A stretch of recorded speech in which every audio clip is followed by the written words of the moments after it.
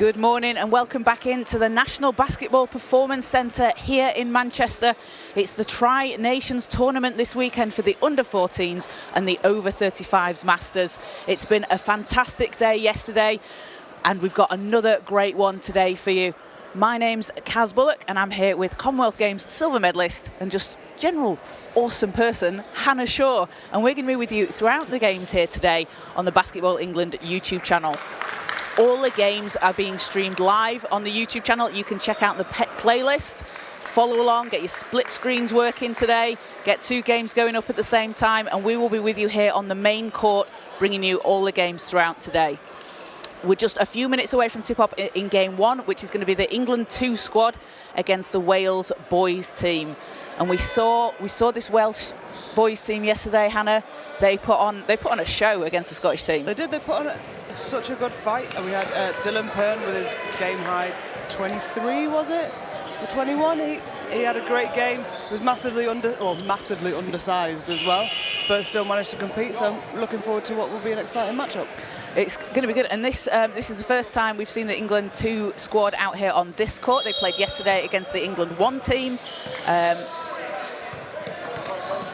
And you know, we've spoken a lot this weekend. It's a tournament, people want to win and teams want to win, but it's not necessarily about the result at the end of the day. It's about what teams can take from this experience. Yeah, this is, as we said yesterday, such a massive learning opportunity for everyone.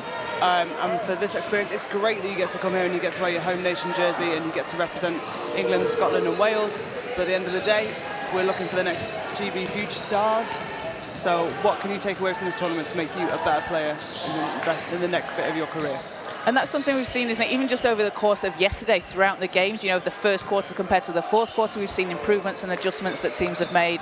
Oh, for sure. Each coach is looking for how can they get their mini wins, how can they change things just on the fly and see how their players react, see how they pick up new things, how they pick up new skills, or how to defend people that they've never had to defend, or the caliber of players they've never had to defend before. So, yeah, looking forward to a really another exciting day of basketball. So coming up in just about 3 minutes' time, we will have the England 2 against the Wales boys squad here on this court. On the second court, on the side court, you can watch England 2 and Scotland girls, and that will be tipping off in just under a minute and a half's time. And then coming up at 11 AM, we'll have the England 2 girls against the Wales girls, and the England 2 boys against Scotland boys. And we've got, just looking at the crowd we've got here, we've got some English flags, we've got some Welsh flags, lots of support in the venue, and we've had a lot of travelling fans, friends, family coming around from around the country just to support the players. Yeah, it was so noisy yesterday, you could barely hear yourself think, so looking forward to a very, very exciting atmosphere. And looking out across these 2 teams, so England, they have an England 1 and 2 team. The boys and girls teams have both been split into 2 because they have a really deep squad they've had at the selection camp, and the coaches and staff are using this as an opportunity to look at these 2 teams. Yeah, and it's really just a population thing. England does have so many more players than Scotland and Wales, and so for us to be able to bring out two teams, get to look at a wider breadth of players. Give the coaches just a bit more sort of depth to look at. And as we mentioned, a great opportunity for the players involved.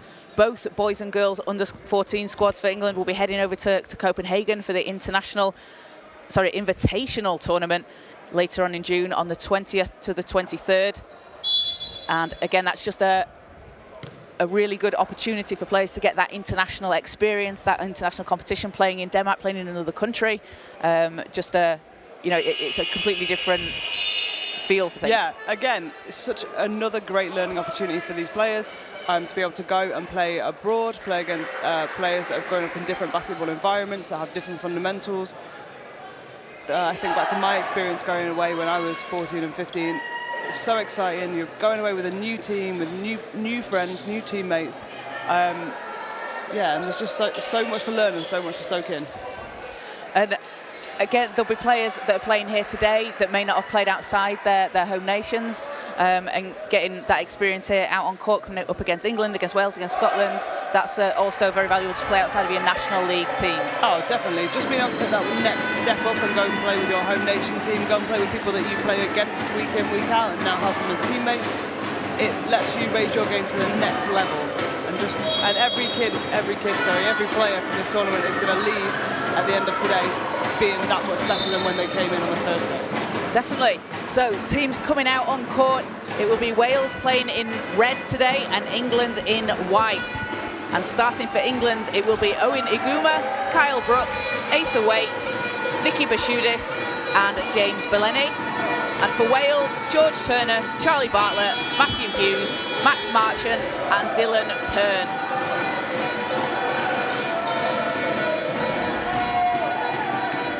Apologies, it's Kyle Brooks, not Asa Waite, for the starting five for England. And the noise has started already. We've got drums. It is 9:01 and it is exceptionally loud in here. So going up for the tip, it will be Belleni against Hughes, and it's a bit of an understatement to say here that England have got the advantage size-wise across the court, but especially in this tip with Belleni. But we saw that yesterday. Scotland had the size advantage against Wales, and Dylan Pern really worked the ball inside and didn't let that stop him from being a force in the paint.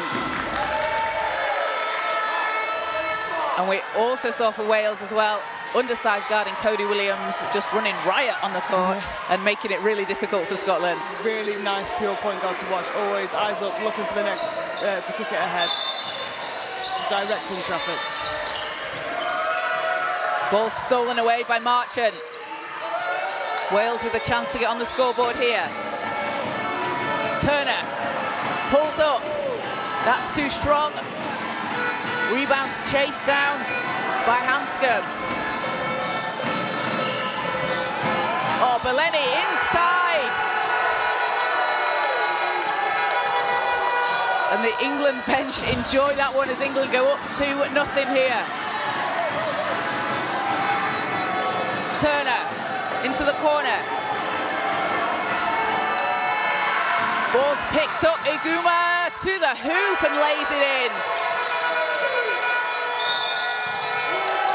And again, it's something we saw yesterday, Hannah. Both teams, it's very early in the morning. You don't usually play basketball at 9 o'clock, but both teams coming out firing, coming out strong. No need to work into it. No, and just a little bit of a silly mistake there by Wales. You know, we didn't clear and get both of his feet in the court before he passed it back.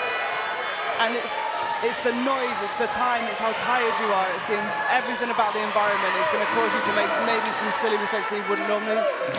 And again, that's part of the learning experience, isn't it? To be able to play in front of crowds, play in front of a large noisy crowd, and maybe a crowd that are cheering against you at points. For sure. I mean, British crowds are normally far too nice, so they need to get used to playing in an environment where maybe it's going to be with a hostile crowd. Bartlett shots up, doesn't drop. Our ball will go the way of England, and you see already the pace that both teams like to play with. We saw Wales do this yesterday when they were out here against Scotland. They're a team that like to run, like to play fast and get into transition. Hanscom. Brooks running baseline, kicks it over to Iguma. Iguma for three, rolls out. Belleni grabs the rebound. Fantastic rebound. Couldn't quite finish, but great rebound by Belleni. Hughes steps through and waved off. Just one step too many, and that'll be a travel call.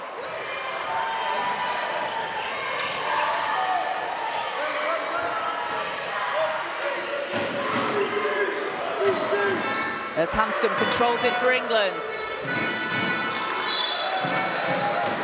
And too much on the pass.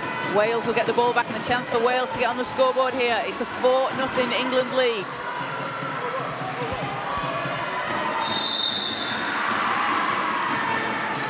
Both teams having played one game yesterday, they've got 2 more to come today, including this one. Turner Pern kicks it out. Barlow with 7 seconds, stops. Doesn't get that to drop, ball's loose, it's picked up by Brooks. Over to Aguma, and Aguma with the left hand. Doesn't drop, but ball's tapped out of bounds. Will stay with England. Great hustle there by Matthew Hughes. They took out the entire England bench. That might be a good tactic. Beleni. Hanscom goes inside, steps through, hangs in the air, gets that to drop. And Max Hanscom with a tough move to the basket. These England players are getting pretty hyped. They are. I don't know how they're doing that at 9:06. They were dunking in the layup lines this morning. Maybe that's where I'm going wrong. I should be dunking in layup lines. Hanscom, he's been playing for the Milton Keynes Breakers this season. He's part of the Aspire under-13 South team last year. And Beleni gets the rebound. Can't finish on the putback, but it's an offensive board for England. Shot just pops out, but England doing a good job getting to the hoop as Pern all the way. I think he got it knocked from behind there. And Brooks loses the handle as Wales pick it up. Turner. Pern baseline goes up and draws the foul. And again, Hannah, that's what we saw Dylan Pern do all game yesterday. He's just hustling under the basket and he drew the contact. He was either finishing at the rim or getting to the foul line. Yeah, just doing a fantastic job for Wales. And that's what we want to see. We want to see a little bit more composure because it's been quite an erratic 3 minutes. There's been a lot of turnovers, a lot of steals, just a lot of very, very fast transition. And now we need to try and play a bit more structured basketball. Just slow it down a little bit, take your time, and you've got time to work with the clock. Pern's playing with Mould Magic this season, averaging 13.8 points per game in the North Wales Basketball Association as he hits the second free throw and gets Wales on the scoreboard.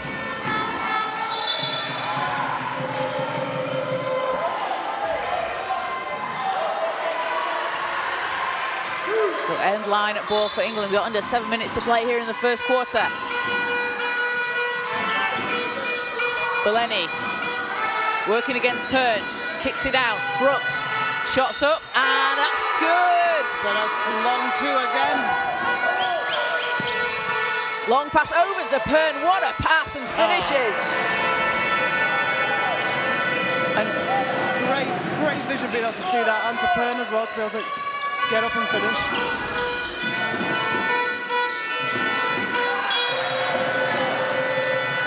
When you've got players like that that have that connection, they can see each other out on court, you know where you're going to be, they throw out the pass, they know you're going to be down the end of the court, and yeah, Pern did a fantastic job finishing. Yeah, and this is day 2 now. They've already played a game together, they've had a couple of days of practice, so they're going to start knowing each other's tendencies,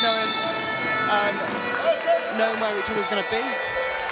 And how difficult is that? Like when you, in your experience, when you've been put onto a national team or a team with players that you don't play with, like how long does it take to kind of get familiar with people? It's definitely player dependent. Some players are so easy to play with, and other ones are like, I have no idea what you're going to do, and I'm not sure that you know what you're going to do either. So we're both just going to be hesitant here. Because players are playing different roles, aren't they? They can play a different role to what you would normally be doing week in, week out. You can just turn up and, you might be a big fish playing 40 minutes, scoring 35 points every game. You have to come to a national team and you might get a couple of minutes, and your role might be to practice really hard and come in and support when you can. As Pern again finishes through contact and goes back to the line. And that's it, isn't it? It's about knowing your role and playing the role for the team that puts you in the best position to win. For sure. We've got a timeout for England coming up. I think they're going to be discussing how to stop Dylan Pern with his all of Wales' 5 points right now. So an 8-5 lead for England, 5:54 to play here in the first quarter. And as you mentioned, Dylan Pern with all 5 of Wales' points. You can see there on the replay. He's been, it's tournaments like this, isn't it, where, if you've not been to, I don't know, a Mould Magic game, you're not going to have seen Dylan Pern play before, which, you know, gives people across the country the opportunity to see some of these players that they wouldn't normally see. For sure, and it's just so great to be able to come and put on this show here at the National Basketball Performance Centre, have all the best kids from the whole of GB, have family and friends come and watch or tune in at home. So this is super exciting, and I hope everyone is having like such a great time, because I really wish we could have heard this when I was a kid. And that's the point of these events, isn't it? It's the GB pathway to look for the GB senior team. We're just looking over on the other court, on the side court. It's England 2 girls against Scotland girls, and the Scotland contingent are up on their feet cheering. It's a 9-1 lead for England over there. But yeah, Hannah, the point of these events is to look to the future, to see who might be someone that's coming through the GB pathway for the under-16s, under-18s, under-20s leading to the senior squad. Yeah, it's a talent showcase, and it's for everybody to everyone to experience playing against the other home nations, representing your own country, and just seeing how different people play, what the standard is like, and what you need to do to make it into the best.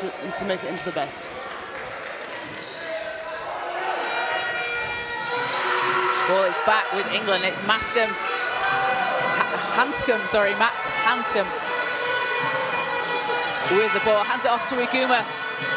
Out to Brooks. Brooks for 3. Not that time, but picked up there. What a rebound by Bashudis. And it's stolen away. England. Beleni working inside against Hughes. Gets that to drop. Beleni doing a great job there, keeping the ball high. He has got the size advantage, but being able to keep it way out of anyone else's touch when you go into the basket. And Iguma at the rim.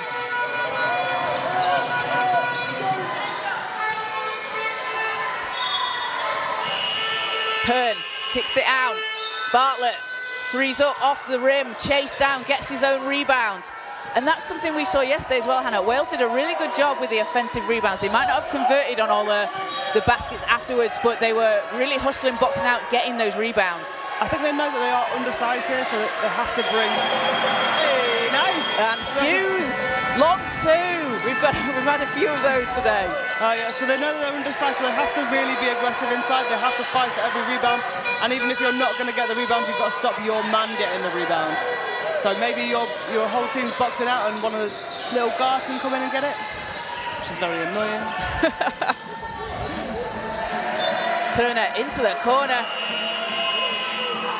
And we've seen that a few times in a few of these games, that open corner shot, the open corner 3, players being left open. As a substitution for England, we will see Asa Waite into the game for the first time, along with Levant Cham. We've had a couple of great options where people have managed to reverse the ball so quickly. The defense hasn't been able to recover, so you get that wide open shot. Unfortunately, we've had a lot of wide open 3s from the corner where the strong side help has gone in, and that unfortunately is not a smart defensive play. Anderson Hare and Jude Smith in for Wales. But again, all part of the learning experience, isn't it? You give up a few of those corner 3s and you're like, okay, we have to adjust to this. Yeah. We need to stop that. Now I know I can't. Yeah. I can't help from the strong side.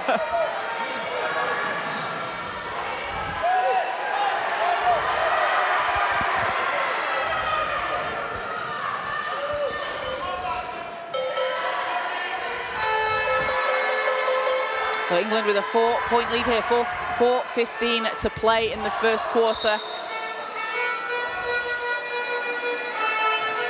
And England's head coach, Charles Vaughn, directing his team from the sidelines. He was the assistant coach with the Newham Youngbloods for the under-16s, made it to the Junior Final Fours final just a few weeks ago, and something that I'd not seen before, but Charles was doing on the sideline for Newham, was it's obviously very loud in here, and it's a new experience for a lot of players. He was, instead of shouting out the plays like Illinois, he had it written down on a board and was showing it to the team, because he was saying, you know, they can't hear what you're saying, and having a visual for players was was something they were trying out, and I thought that was pretty cool. I'd not seen that before. No, I've not seen that either, really. Obviously, I grew up with hand signals or shouting, so, but yeah, hold it up. Yeah. I thought he was just, just random words on a bit of paper just to distract people. But yeah, I thought that was a great thing that Charles had implemented. So I think we've just got a stoppage while the refs are checking something. So we do have it's our video review. So for those of you that aren't in the arena, we are having a video review trial at the tournament. So our big screen is letting you know what the referees are reviewing. We're checking if it's a 2 or a 3-point shot on the last one. We don't get to see the video, but we know what the referees are now looking at. So that's just a little bit of an explanation of the stoppage. Yeah, and it's a really great thing, isn't it? It's good to be able to see people in the event, putting it up on the big screen as well, saying it's a 2, are we checking for a 2 or 3-point shot? People know what the stoppage is essentially, when sometimes we have stoppages and people are just like, what's going on? Yeah. So it's been really great to the coaches. They've all got a head coach challenge, so they can check, and the referees can go and review it. You can't check anything. You can't check on some fouls and things like that, but you can check whether it's a 2 or a 3 or it's out of bounds. So it's about the direction of where the ball is going. And we had one yesterday. We were checking who the free throw shooter was on. So they don't put the decision up on the board at the end, but I think they called it a 2 by the looks of the scoreboard. So England ball, Hanscom hands it off to Bashudis. Spins, hits it out, and turnover there for England.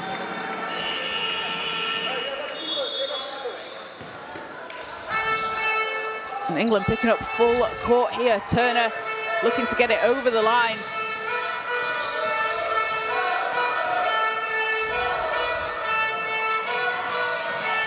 Hare out to Hughes, and Turner tried to go behind the back, has it picked off. Brooks. Oh, does a great job there getting back on defense after he's turned it over. And Waite stepping inside. Passes flying about the court as Bascom lines up the 3 and knocks it down. Max Hanscom. He's got 5 points for England.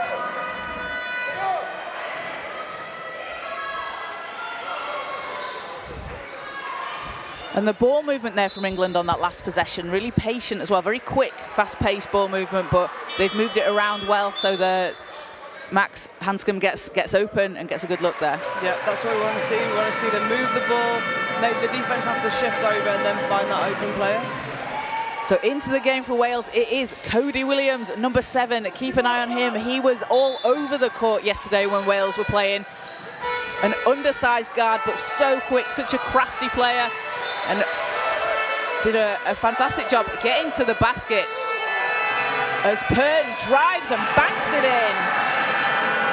Ooh, Wales are getting hyped now. It's great. It's a great take by Pern. Hanscom over to Bashudis, long 2, that's good.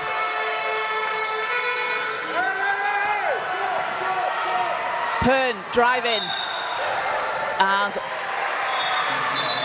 that is a foul on the floor.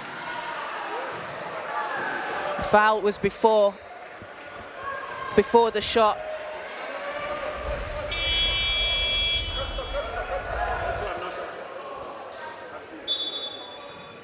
And foul was on the floor. Foul was on the floor. Looked like we were going to have a substitution, but we just cancelled the sub.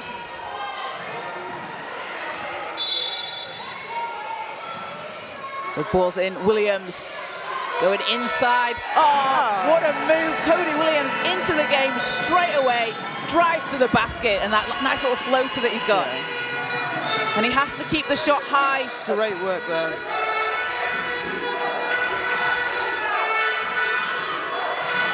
Hanscom round to Waite. Waite for 3. Too strong, pulled down by Hughes. And Bashudis and Hughes fighting for the ball. And results in a comes foul. up with a foul. That's tough. It looked like he was just hustling for the ball. But Bashudis is going to check out of the game, and Francis Ogbulu in for the first time for England.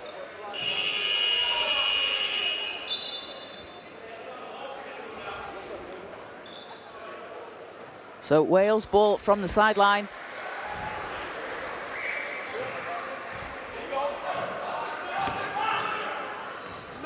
And Hearn way open up ahead. Can't get that shot to drop. Could have done with maybe not going the whole way there, pulling out a little bit, setting up his defender and trying to take a little bit less of a rush shot. As you know, coming up against Cham, that's a difficult matchup, isn't it? He's got the height advantage inside, got a really long wingspan, so when he just stands his ground defensively, very hard to shoot over him. For sure. Charlie Bartlett back in for Wales as Matthew Hughes heads to the bench. It's a 6-point England lead.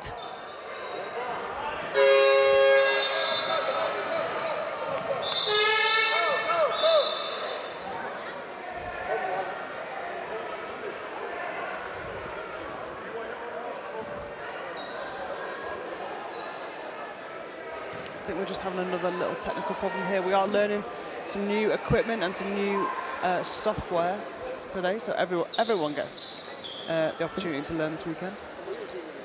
And it's great to be able to do it in a situation like this, isn't it? It's very different, like international tournaments or tournaments like this are very different to just the National League games that you play at the weekend. So being able to check out the equipment that we've got, the new tools that we have, it's just a valuable learning experience for everyone. Yeah, and getting new officials in as well, so we can try. We know everyone's in a dire spot with not having enough officials, so it's great for us to try and get some new ones in, get them that experience, and get them the development opportunities that they need. Brooks, threes off the side, rebound England. Wait in the corner, too strong. Offensive rebounds all over the place from England. But block. We had a block and then it came off number 11. Co-captain Jude Smith. And Owen Iguma back in for England.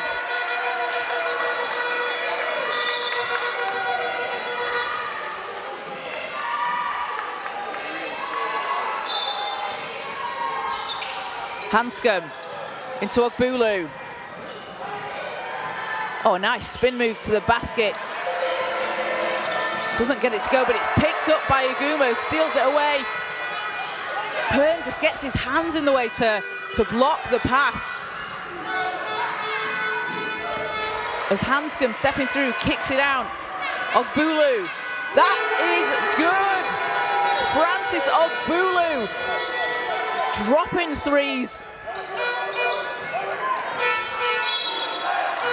And a foul called on the sideline. That'll be on Waite.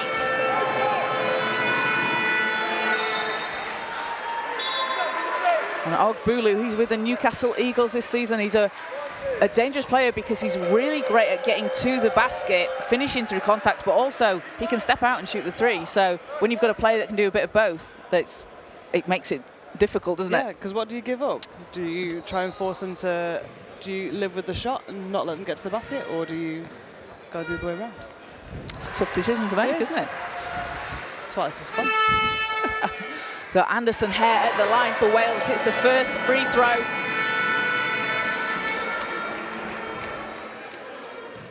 Player that played 3x3 last summer at the Basketball Wales tournament at the under-16s level, and players will tell you, and you know yourself, Hannah, playing 3x3 is a very different experience to 5-on-5, but a lot you can bring to the game. So much. It's so chaotic in like the best possible way.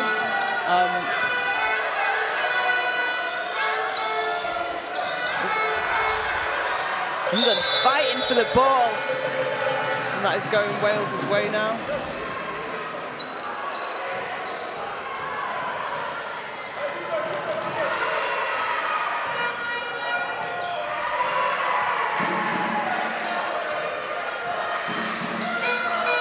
Hare into Williams.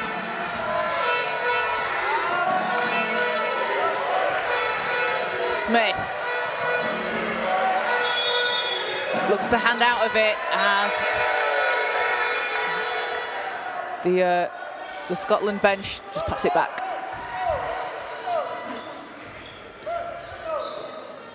Assist by a Lassie there, I think.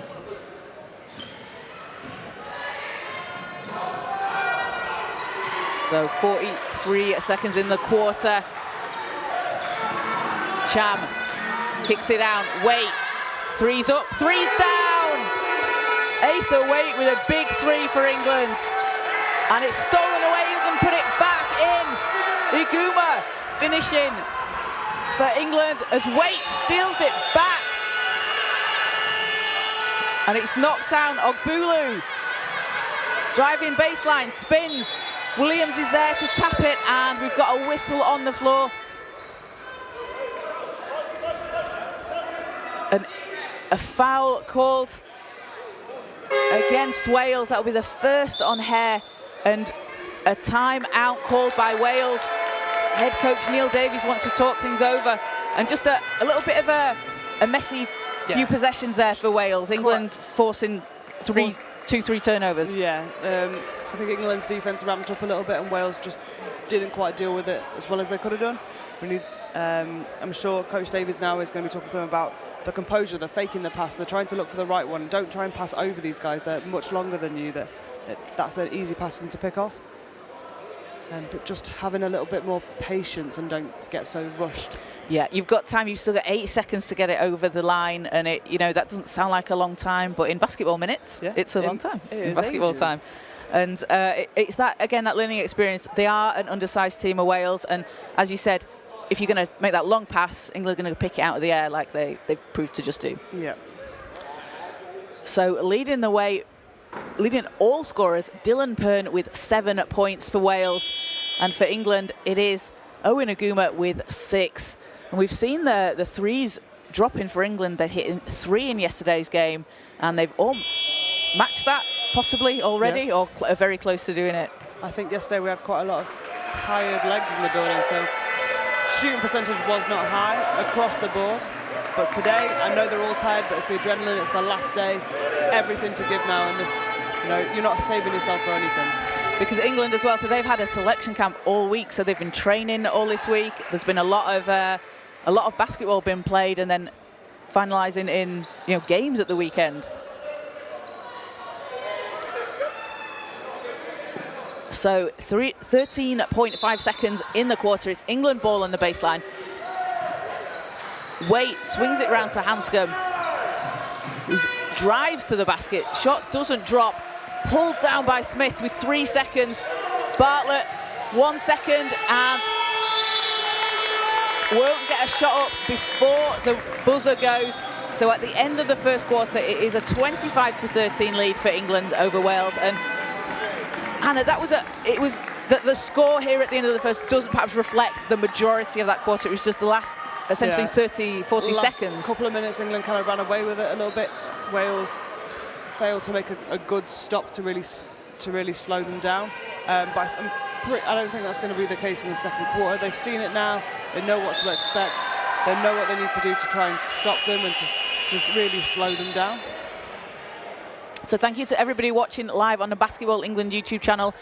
Make sure to like and subscribe. You can follow along all day long on social media with the Basketball England, Basketball Scotland and Basketball Wales social media channels. There'll be highlights, clips. We've got interviews from players, coaches, people involved in the game across the weekend.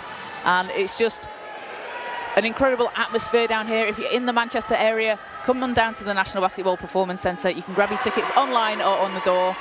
Come down, support these teams, watch some high-quality basketball. Yeah, it's been such a great atmosphere. All day yesterday was so fantastic, and today we're just getting started. And for me as well, we were talking about it before, and speaking with Scotland coach Kerry Kisbett, it's exciting to know that this is just the start of these players' journeys. This is a young age group, and they're exciting to watch now. How exciting is it going to be in 3, 4, 5 years? Where are they going to be? What are they going to be doing? Yeah, exactly. Like, at this age, you've played no basketball in your life. Like, you have so much more to play.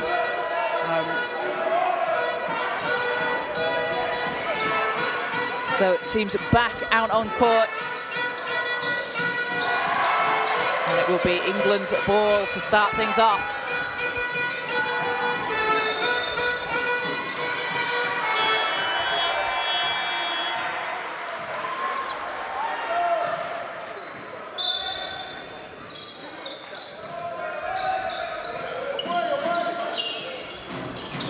Hanscom into Aguma, kicks it out. Basudis steps back, long two. That was a nice move, the step back that he made space for himself.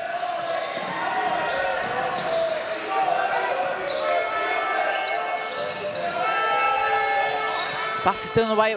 Aguma gets it back out to Hanscom. And we got a whistle on the floor. And if anybody wasn't at these games yesterday, it's very confusing, isn't it, Hannah? Because we have two games going on at the same time, and you sometimes hear a whistle on one court that's actually, like, you think it's your court, but it's going on the other side. Mm-hmm. And then all the noise from the crowd, the fans, the spectators, is a little bit of a noisy environment. There's a lot going on. Hanscom, 3 bounces out.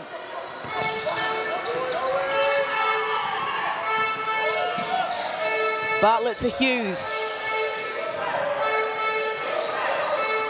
Hughes working his way around the outside, hands it off. Turner, 6 seconds on the shot clock. Long pass over. Turner spins, has to put something up, and that's going to be a 24-second shot clock violation. And that's something, isn't it, Hannah? It's loud, so it's hard to hear the Wales crowd shouting as they're counting the clock down, or the England, you know, for either team. Yeah, but that's got to be the players on court. Someone has to know, someone has to be looking at it. It's annoying if your teammates can't count and you can't hear them, but also you need to have that clock awareness.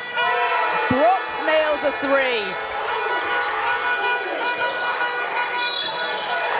And intercepts it with a whistle before that play, but it stays with England. And Max Hanscom working hard underneath the basket as he got the ball back into the hands of England.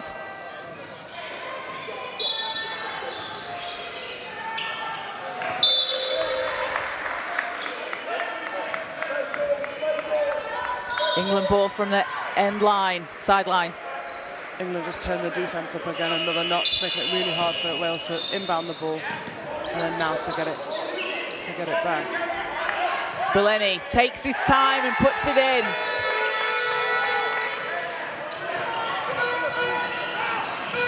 Marchant all the way, can't get that to drop. Aguma, long quarterback pass over to Brooks. That was a great play from England. I like to call that the Georgia Jones pass when I see that. She does do it very well. Marchant, 3's too strong, and last touch England. Ball's going to stay with Wales. As a substitution, Asa Waite checking back in for England. Owen Aguma going to head to the bench. And Aguma with 6 points for England in the game.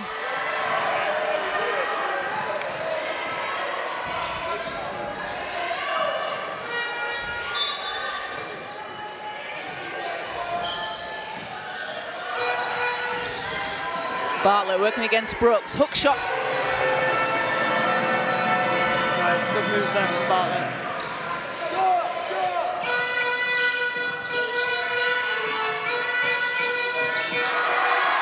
Wait, pass to Belleni, a bit too strong.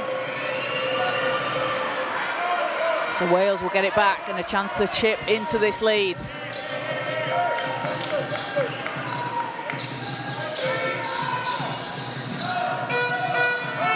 Turner picked up full court by England. Looks to get it over the line. He's going to have to throw it. Brooks is there, stepping through to the basket. Count that, and the foul. Kyle Brooks headed to the foul line. Finishing through contact. Gets the basket and a chance for a 3-point play. And Brooks up to 7 points for England. That is foul number 2 on Turner for Wales.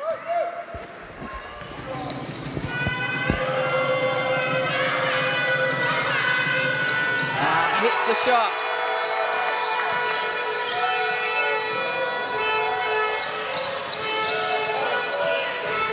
Hughes stepping around Belleni. And fouls. Oh, that's a jump ball call. Stays with Wales. England getting a hand on it. This is where we really need to see Wales have a bit more patience. We can't, you know, down quite a few points. It's been a rushed few minutes. We just need to try calm it down a little bit, try and play at your own pace. Maybe don't go at the 6-10 kid. As Hughes there, and a nice finish at the basket. Great spin move though. Because when you're a team and you play a particular way, you don't want to be sort of forced into trying to match the other team and playing how they like to play and going away from what your game is. Mm-hmm. You want to play at your own pace.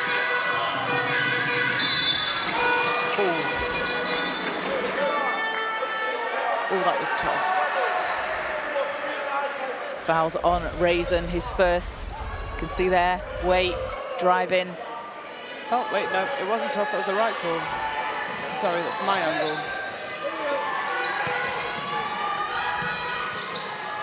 That's why it's good having a replay, isn't it? You get to think, oh. Belleni. Runner doesn't drop. Raisin keeps the ball alive, passes it over, but it's picked off there by Kyle Brooks, who leapt high into the air. Oh, and we've got a possible head injury.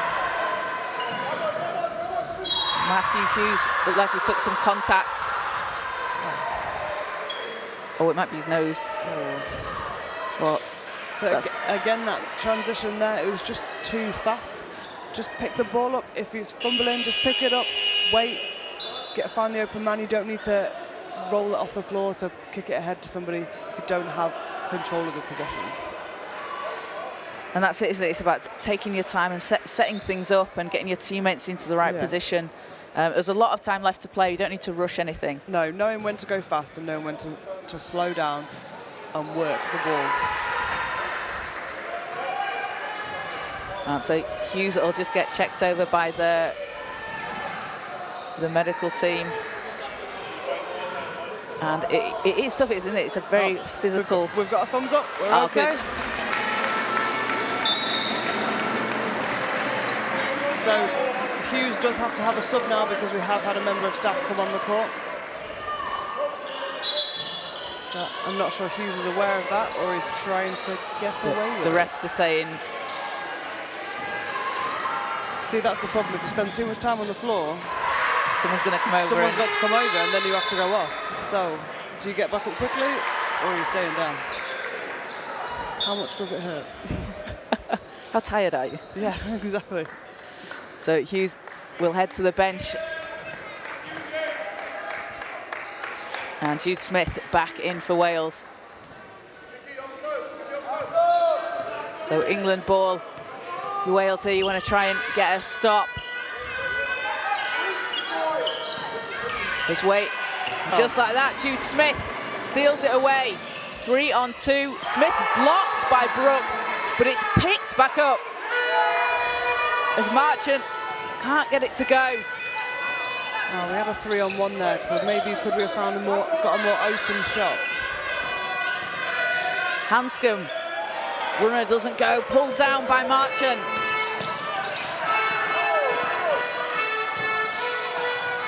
Raisin on the baseline.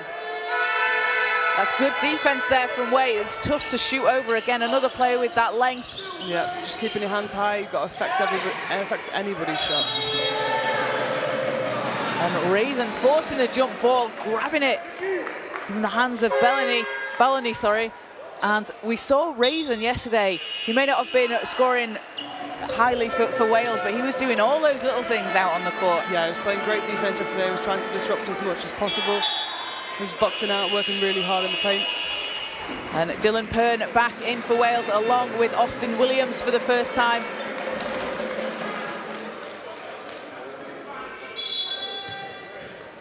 Oh, I like the Welsh dragon we've got on the Welsh bench there. Oh, excellent. That's a little mascot. Brooks out to Wait. 3's up and in and out.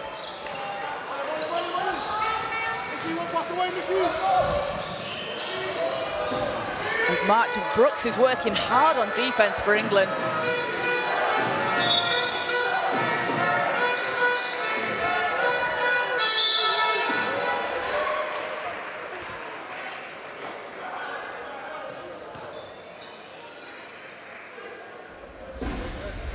Foul on England, that's on Bashudis, number 6 for England. That's his 3rd, so he may have to come out of the game.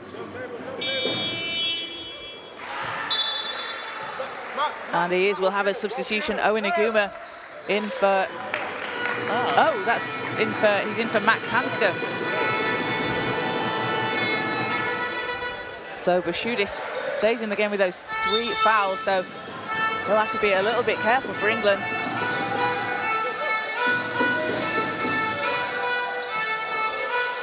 Bartlett hands it off to Pern. Pern driving to the basket and draws the contacts. And again, we mentioned it earlier in the first quarter, that's what Pern has been doing really well. He has been attacking the rim. Going against players much bigger and stronger than him. And he's got absolutely no fear, has he, out there on court? He doesn't care that someone's a lot bigger than him. He's gonna fight for it. Not at all. So Bashudis will come out of the game for England. And Francis Ogbulu takes his place. First free throw doesn't drop for Pern. He's got 7 points for Wales.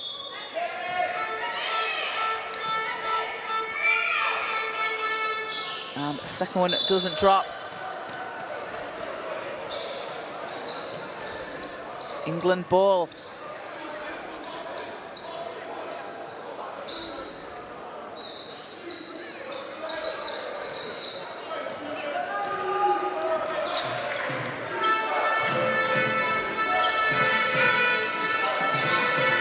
Brooks to Aguma. Wait, finds himself open. Oh, great extra pass there, though. I know it didn't drop, but that's the shot you want. You want that wide open 3 in the corner. Delaney hangs in the air off the front of the rim. It's pulled down by Ogbulu. Can't get the ball to drop, but a foul is called. It was a great move there by Belemi. I know, again, his shot didn't drop, but being able to stay elevated, turn your whole body, make sure you square your shoulders up to shoot that ball. So foul number 2 on Marchant for Wales, as it will be Ogbulu shooting 2 for England. Just over on the girls' game, we have had a little bit of an injury break, so so play has stopped for the next few minutes. And that is the game between England 2 girls and Scotland girls. England with a 31-19 lead at the moment.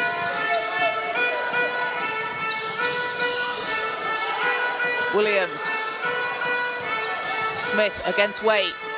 Smith to the basket. That was, felt like he hung in the air to make his decision. What a save by Beleni. Doesn't get it to his teammates, but you love to see the hustle. Marchant baseline, and an offensive foul is called.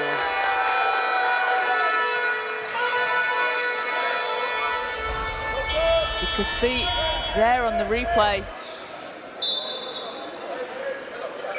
Oh, did he just drop his shoulder a little bit? I think it was, yeah.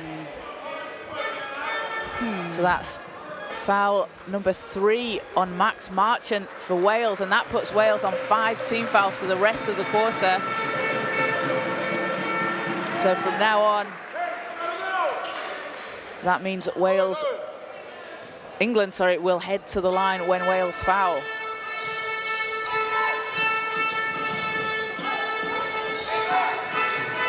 Ogbulu out to Aguma. And nothing but net. Owen Aguma getting in on the 3-point party for England. Foul called on the floor.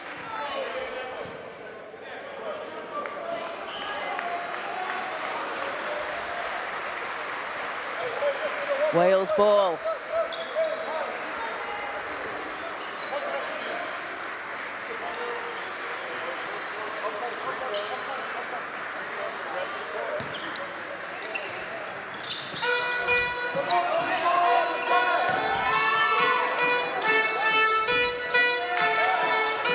England picking up full court. Ball's in the hands of Williams. It'll go out of bounds. So back with England here.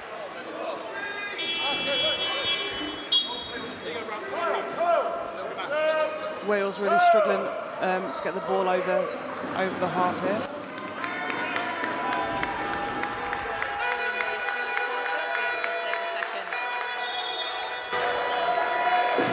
Just struggling a little bit with England's pressure in the front court.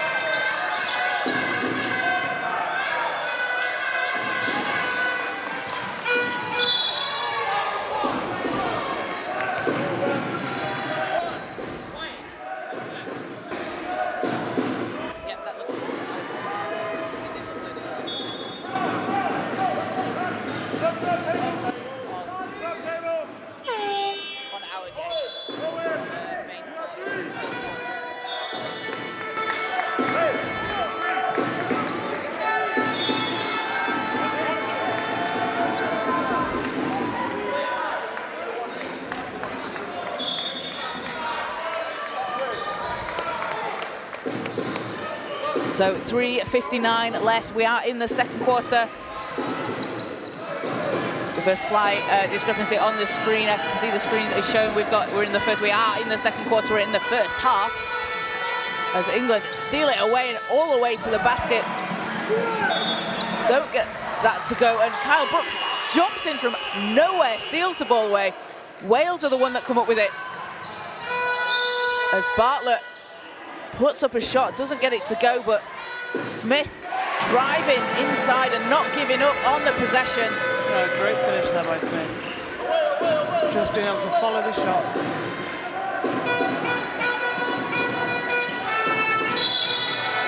And fouls called. Smith looking for the block there. I think he got a bit more than the ball. But racing down the court, getting back on defense after scoring at the other end. So time out is called for England. Charles Vong going to talk it over with his team. His assistants Jake Shuttlewood and Ramos Modesto. Charles and Jake with experience at the Aspire tournament.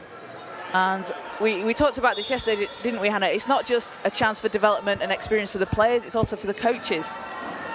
Yeah, these coaches might not have coached at this level before, they might not have coached a national team, and being able to bring in new coaches, then the pathway can work with their development, get them ready for their next gig, and just try and help them in their career as a coach. And it's a great opportunity, isn't it? You know, you might not have a team that's full of bigs, so it's a new chance for you as a coach to experience setting plays and working with players like that. Yeah, coming in, it's so difficult to come in and coach a group of players that you don't get to see week in, week out. You haven't taught them their fundamentals, they don't play your style of basketball, so they have to come and adjust to you, but you also have to adjust to what their capabilities are and what their knowledge is and how they play. I just saw a really nice basket over on the other court from England. I think it may have been Modesto for England with a little runner. But yes, sorry, we got distracted there. So it is a great opportunity, isn't it, for people, for everybody involved. Mm-hmm. And just being able to have multiple assistant coaches coming in to learn, so that we can keep working on developing our coaches, so that we have more coaches. So the better our coaches are, the better our players are going to be, and we're always looking for more and more players. So we have to keep developing coaches and bringing in new ones, mainly to meet demand. Definitely, yeah. Yeah, I know there's people across Manchester, sometimes they're coaching under 14s, under 12s, you know, they're coaching a range of age groups just because there is so much demand. Yeah. Basketball is growing so much. People love playing it. It's a huge sport.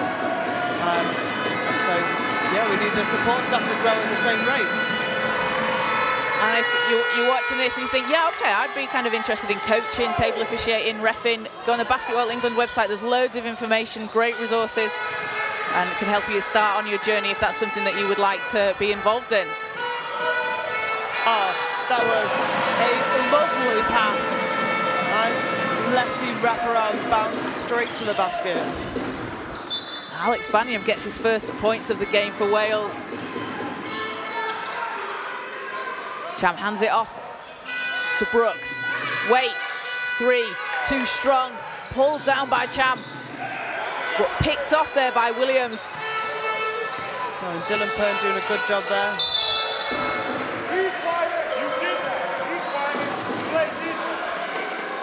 Absolutely love that from the England bench, because there's nothing more annoying than players constantly talking back to referees when they committed the foul.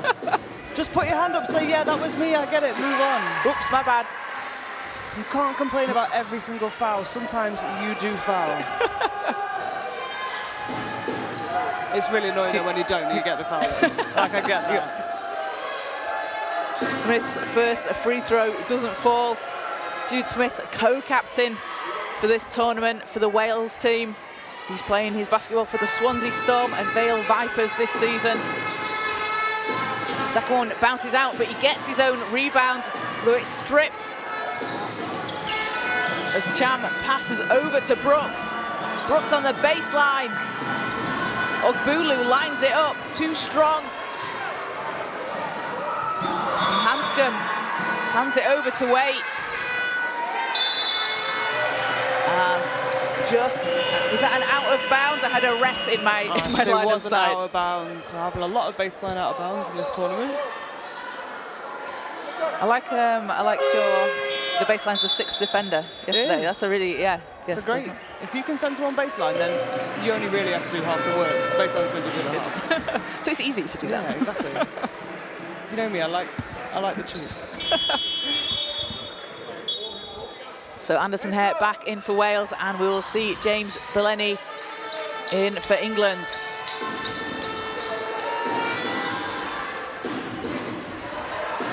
So 2:18 to play here in the first half.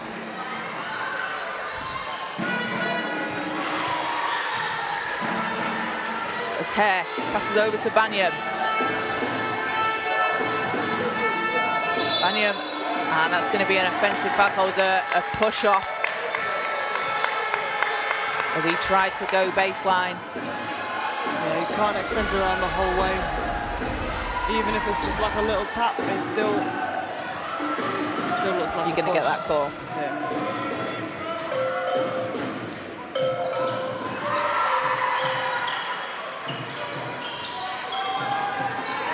Brooks, in and out, unlucky for that not to drop. As Baniam comes up the court for Wales. Pern. Stolen away by Ogbulu and keeps the ball in the hands of England. As Cham hands off to Belleni. I think he may have thought he was just a little bit further ahead of him than he was.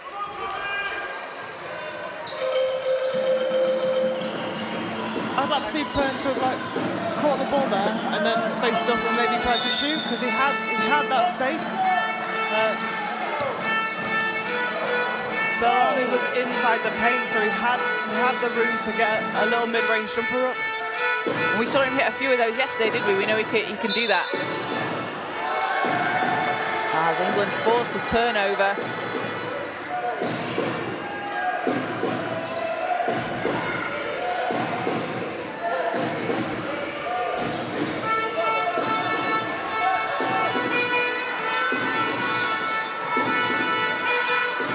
Hanscom at the top of the key. Out to Ogbulu. Three's off the rim. Belleni with a big board. Pulls it down. And a whistle on the play. That is foul number 2 on Baniam for Wales. James Belleni at the foul line. He's playing his basketball for the Newham Youngbloods this season and represented England at the Under-14 Tri-Nations tournament last year. So he's one of the players that have got that experience, been through this before, and can share that with his teammates out today.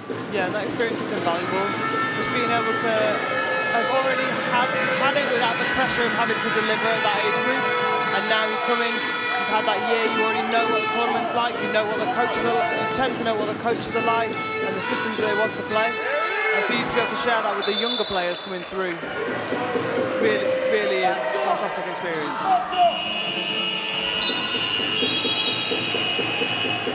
And it means you've also gone through the playing with teammates that you maybe don't know or haven't come across before, and how you work with that. So the second time you do it, second, third time, fourth time, you get more used to doing it. Yeah, definitely.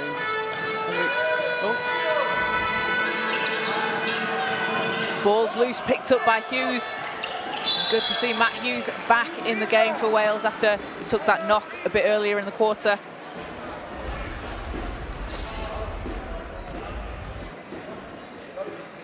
Hughes the foul there, just a blocking foul for England. Substitution for England as Asa Waite back in. And Francis Ogbulu heads to the bench. Ogbulu with 6 points.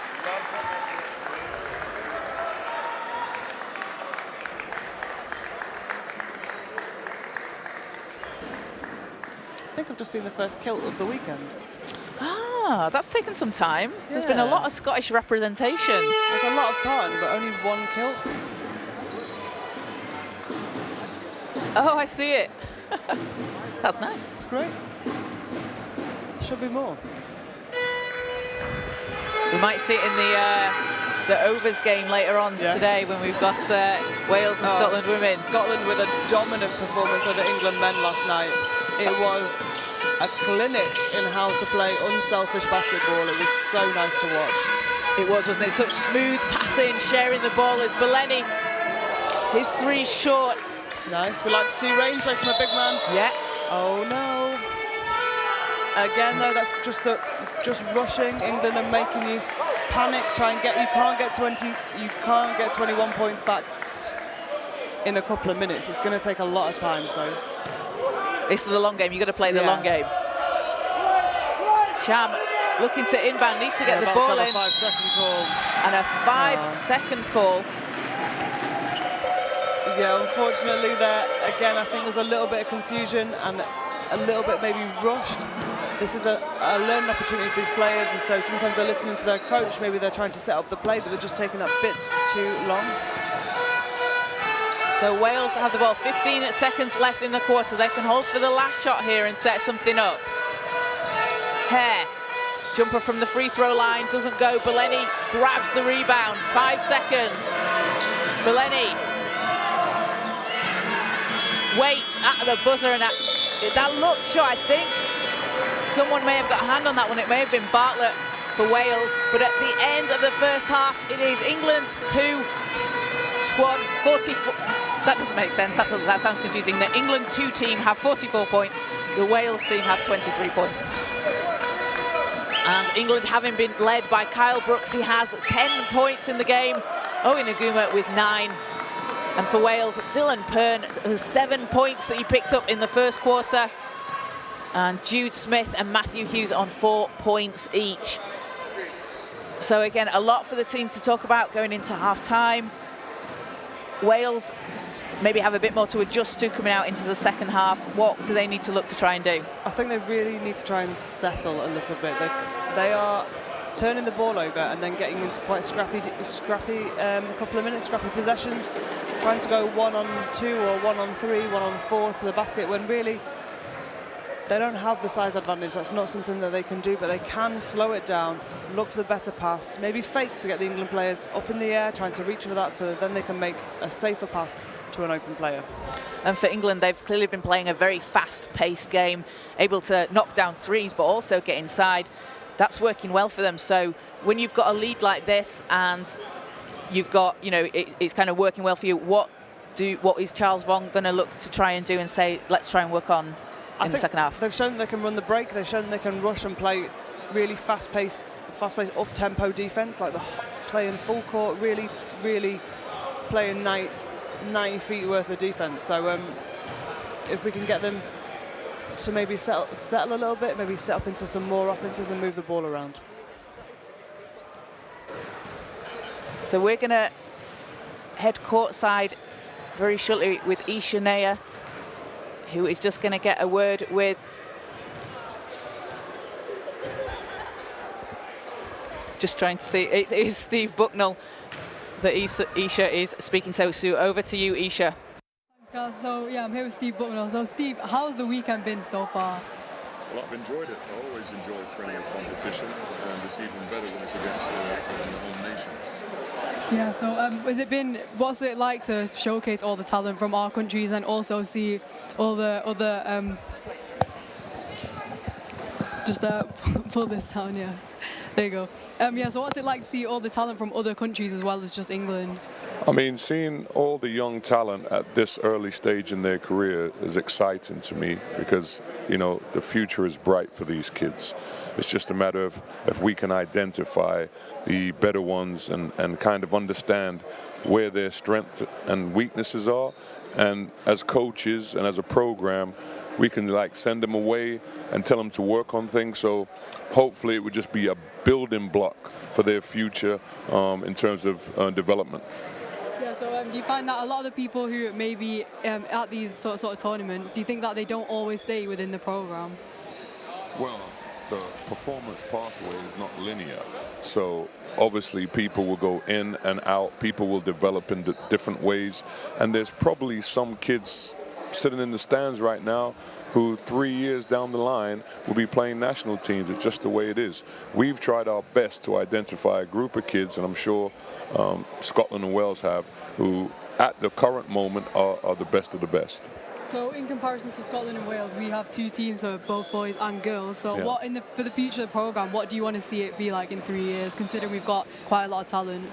I think first of all we got to identify if this is the right age group to bring these guys together, and secondly we've got to think about where we're going to take the show. I think it's a great event, and we've been, you know, between our home nations, we've been going to Dublin, doing some four nations in Dublin, going up to Dundee and doing it there. So it's just about moving these things around so everybody gets an opportunity. Everybody gets the opportunity to host these kind of tournaments, which I think are fantastic. All right, thanks, Steve, and I hope the rest of the weekend's good. Thank you. Isha there with Steve Bucknell, getting his thoughts on the weekend and the pathways that we've got to develop the young talent in this country. So we're going to take a quick break for half time. We'll be back with you in around 3 or 4 minutes time, so stick around. You don't want to miss this.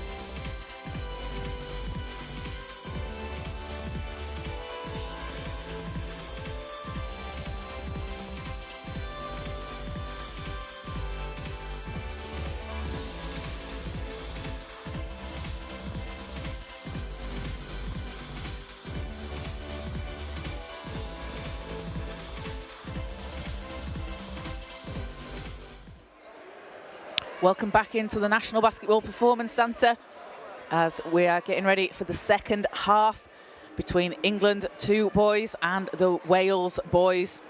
England with a 44-23 lead at half-time.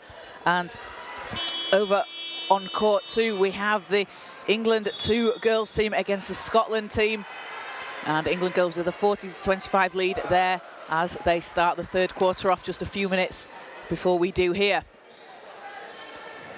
So thank you to everybody watching along on the Basketball England YouTube channel. You can watch all games across the weekend. We had 8 great games yesterday. There's 10 today, 10 whole games of basketball. Get your split screens going. It's a nice sunny day here in Manchester. Come down to the Performance Centre or sit in the garden and get your split screens going. Have all your devices. Everything, yeah. So teams coming back out on court for the third quarter, and as we've mentioned a few times throughout these games, Hannah, it's not necessarily the end result of the game on the scoreboard, but it's what teams are going to take from the experience of playing throughout the games. Can they get those little wins throughout the quarter? Say, Wales here maybe looking to try and keep England to under X amount of points in this quarter. Yeah, I mean, it's always nice to win, and it's always nice to win well. But at this age group, and it's tough to then explain that to a 14-year-old. That, oh, great job. Dylan Kern comes out of the gate ready. But yeah, it's about what can, at this age group, what can we teach you? What can we show you in a couple of days that you're going to pick up and take back to your national league team, and then come back next year ready to compete again.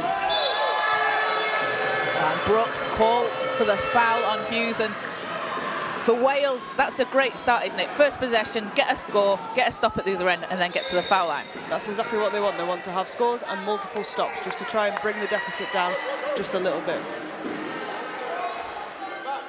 So Matthew Hughes shooting 2 for Wales. He's playing for the Surrey Rams this season. First free throw doesn't fall for him. And he's been a great leader on this Welsh team. We saw them play yesterday. The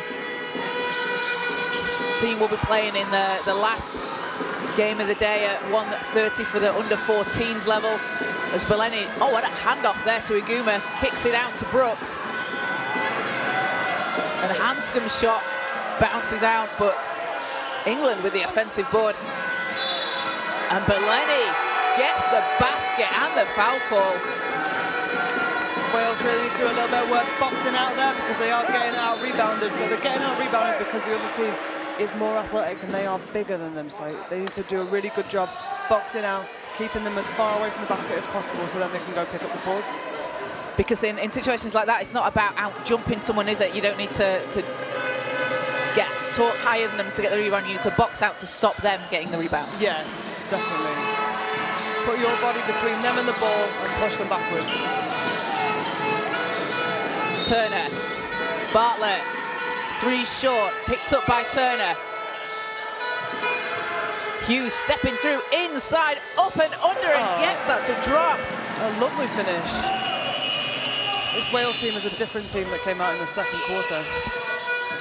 They definitely are, and sometimes that's what you need, isn't it? You need that first half break. It can be relentless, going backwards and forwards, and sometimes you need that just stoppage at halftime to kind of go regroup and adjust. Yeah, and I think 10:15 is a much better time to play basketball than 9 a.m. Settled into it a little bit now. Hughes spins, hangs. That one doesn't go. Beleni with the rebound.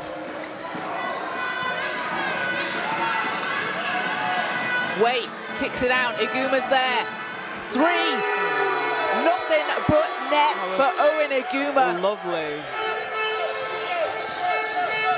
12 points for Iguma, leading all scorers in the game so far. We love a magic basket.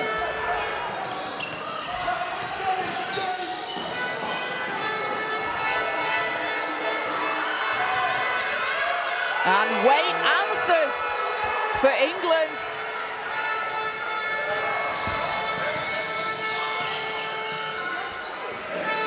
Asa Way now with 8 points. What a handoff there to Pern. And Pern is bumped on the shot, so that's going to put him at the foul line.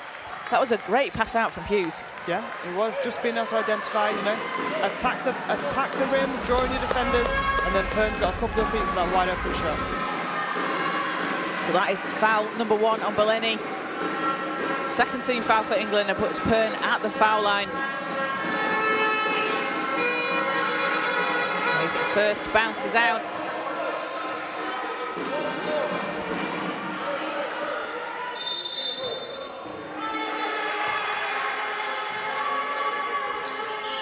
Second gets the friendly roll, and that takes him to 10.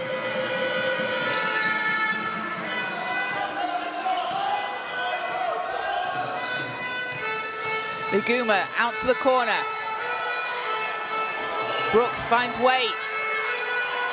That 3 short, but he's hit a couple of those today. Oh yeah, but he turned down the wide open layup in the middle. He got all the way to the basket, did all of the hard work, and then thought, nope, someone can shoot a 3 now.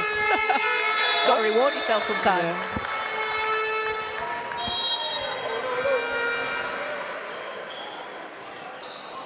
So the ball takes out half the England girls bench.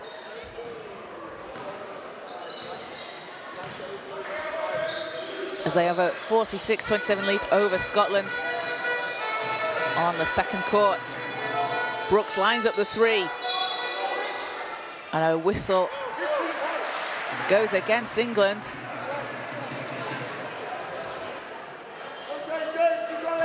Oh, a little bit unnecessary there. He's got the advantage, doesn't need to give the push as well to establish position. So that's the second foul on Beleni. 2 quick fouls there for England.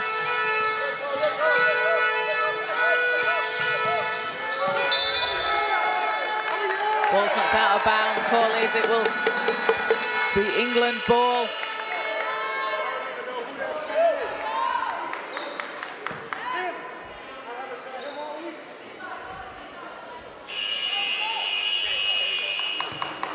As Brooks passes into Iguma.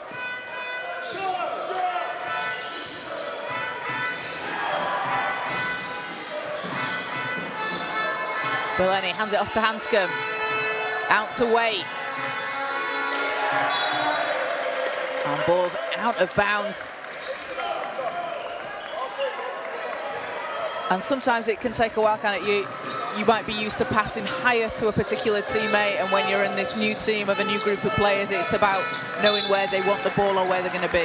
Yeah, and at this level, at an international tournament, the defenses, they're bigger, they're stronger, they're faster, their hands are in the right place. They're just making it more difficult for you. So the easier stuff that you get away with every week, it's not going to happen here.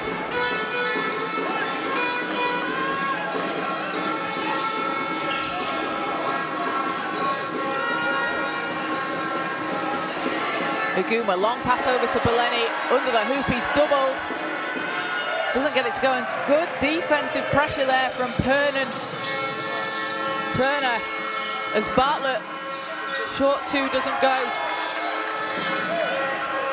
And Beleni, driving to the basket, drops it in. So we need now a little bit of composure from Wales, slow it down, don't take the first shot. Don't try and pass all the way over the defense. And that's what we saw them do well, isn't it? Those first 2 or 3 minutes, Wales came out very strong, a lot more composed and able to control the ball, and just maybe the last minute or so, it's kind of flipped back a little bit. I think England might have been the reason for that. They turned it back up another notch.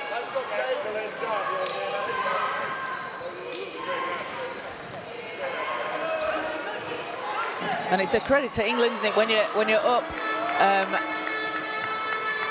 a lot in a game, you want, as a coach and as a team, you want to keep that pressure on. You don't want to get complacent and think, oh, we've got a lead now, so we can kind of, you know, not put our foot on the gas. Yeah, there's still, you still want to play good basketball. There's still so much you can take from the game. Hanscom with a big 3. That was we had a perfect view of that. That was great. Yeah, there was no referees in the way that time. Pern working baseline, looking to pass out. Bashudis read that, steals the ball, gets it over to Waite. Waite keeps control.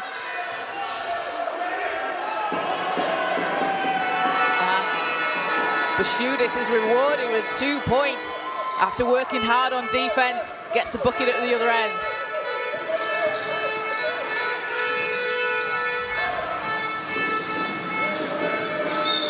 Wales do a great job of getting the backdoor cut. There's been a few times in the game where England's defense have been playing so high that they've just turned their head, gone straight to the basket, and they've been able to make that nice little bounce pass towards him. I know we lost the handle there, but it was a great cut to the basket, and Cody Williams did a fantastic job finding the open player.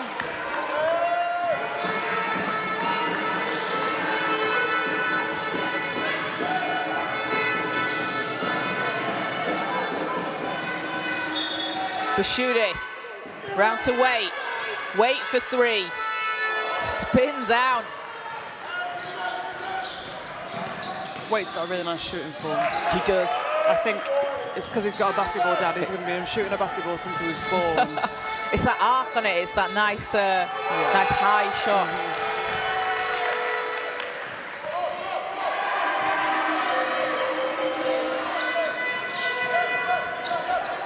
And you see Cody Williams there controlling the ball for Wales. And Wales will keep possession. So Cody Williams there, I don't know if it showed up on the screen, but he had a teammate just up ahead, but Williams was like, okay, I see you, but I don't think that pass is the right one because England have picked off a few of those, and that's a really sensible decision. It's great. We need to have runners. We need to get them to the corners to try and spread the defense. But yeah, waved him off and told him, no, we're going to set something up. We're going to try and get a good shot instead of going 100 miles an hour towards the basket. Didn't result in a score for Wales that time, but that's great leadership from a ball handler. And Hare diving on the ball, tries to save it.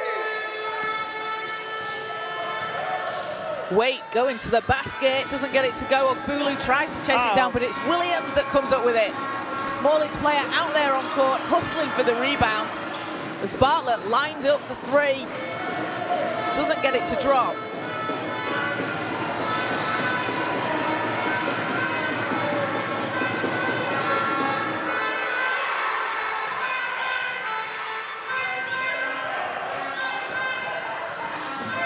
Hanscom, great move to the basket. That takes him up to 12.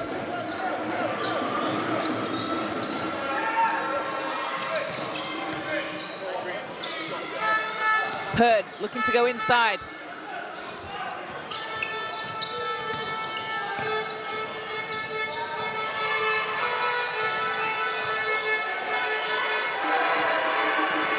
Hanscom, shot won't fall. Hughes racing down the court for Wales. Keeps the ball alive. Looks to pass out, and referees calling a travel on that shot there. That's some good defense from England to get back and stop the run. As we'll have a timeout called. 2:24 to play here in the 3rd quarter. Oh, and we've got light in the venue. That's nice. I didn't realise we were sat in the dark. No, I didn't. We've gone to full beams though. Might be a bit early for this though. Still before midday. Yeah. Just this main court though. The other one still looks. Yeah, the side court's still playing in the dark. It's hey, that increases your skills. If you can play in the dark, you can play in the light. Just get a glow in the dark basketball. I don't know. We need to make some these end lines a bit brighter, so these. We could have like fluorescent lighting strips across the side. Disco basketball. Yeah. If you need more court design ideas, contact me and Hannah. We're available. So a 65-28 lead here for England 2 over Wales. Wales with that good run in the first few minutes of the 3rd quarter, and as you said, England stepping up the intensity just to answer that. So England were like, okay, Wales, you want to go on a run? We need to answer. We need to respond. Yeah, and then unfortunately that then made Wales try and rush again. They've taken a couple of crazy shots where probably not the best idea, probably not the best option. Could have pulled out a little bit. Could have moved it around. Could have moved it around more, could have tried to get an open player or a better look. Instead, took a couple of out of control crazy shots. But that's the nature of England's defence. They want to rush you so much. They want to get you out of your game so that everything that you do is uncomfortable. And I guess it's recognising that, isn't it? And probably easier said than done, but keep to your game. Don't let the other team force you into playing differently. Yeah. Much easier said than done. Play your own game. Raising under the basket, that doesn't drop. And ball's picked up by Williams. England just lost control there, but a foul is called. And we got a substitution. Kyle Brooks back in for England. Francis Ogbulu heading to the bench. Ogbulu with 8 points. But that was his 4th foul, so that's why he'll be taking a seat.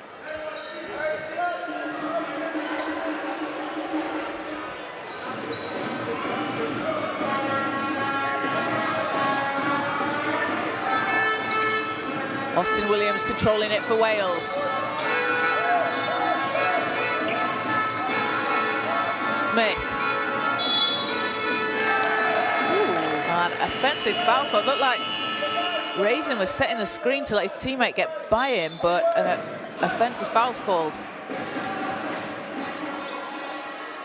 And that was on Raisin, so that's the second. Nothing worse than a legal screen ruining the flow of something.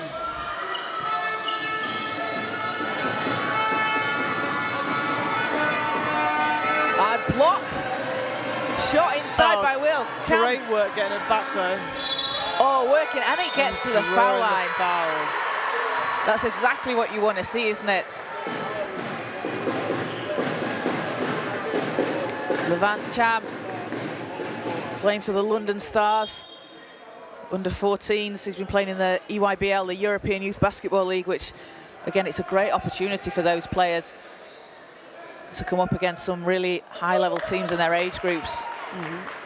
Well, he did a great job there. The first time he went to the basket, he didn't keep the balls high, got blocked, managed to chase it back down, get it, kept it high, kept it above his head, where he has got the advantage, and then tried to finish at the rim. Gets rewarded with a couple of free throws.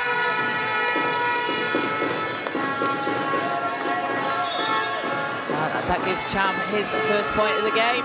England's defence now just picking up in the half court, trying to see what Wales can do against that. Waite in a foot race, all the way to the basket and in! Asa Waite with a tough finish, taking the contact. So basket is good, and Waite will go to the line for a chance at an extra point. Waite, he is with the Bristol Flyers. He was named the under-14 MVP this season. Knocks down the free throw, and you can see why.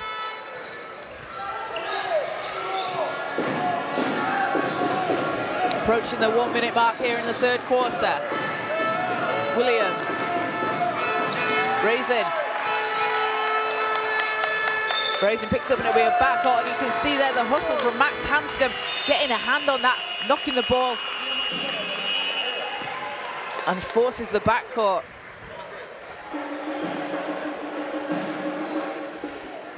So England ball, 57.9 seconds to go in the third quarter. Cham into the hands of Hanscom.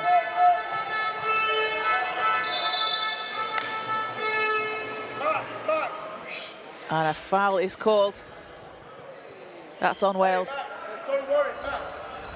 Max, so worried about the weak side. Is that not 5, right? 2 shots. That's not 5, 2 shots, right? 2 shots like that. We're in the bonus.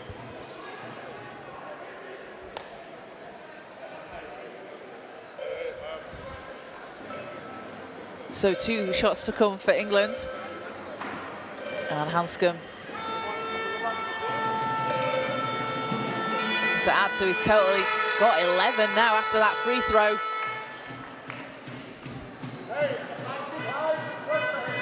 And Hanscom, just looking up at the scoreboard there, Hannah, he's the only England player not to have fouled. He's done a very, very good job, been very disciplined throughout the game. He's not playing hard enough. No, he's having a great game. He is everywhere. He's playing really disciplined defense. He's constantly watching He's constantly in the right place. He's able to get those reads, isn't he? You can see him just watching, working out where the ball's going to go. And for someone that's got so many steals, it's a really good job that he's, not inadvertently caused any fouls. Yeah, for sure. And we saw him there. He was closing Cody Williams out, forcing him baseline, managed to recover to get in front and force, and then it ended up resulting in a turnover.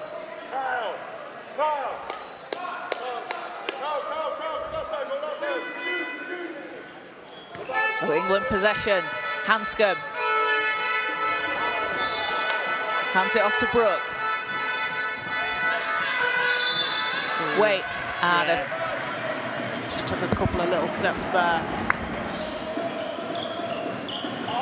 Sometimes your brain can be ahead of what your feet are doing. Not constantly now at this age. But yeah.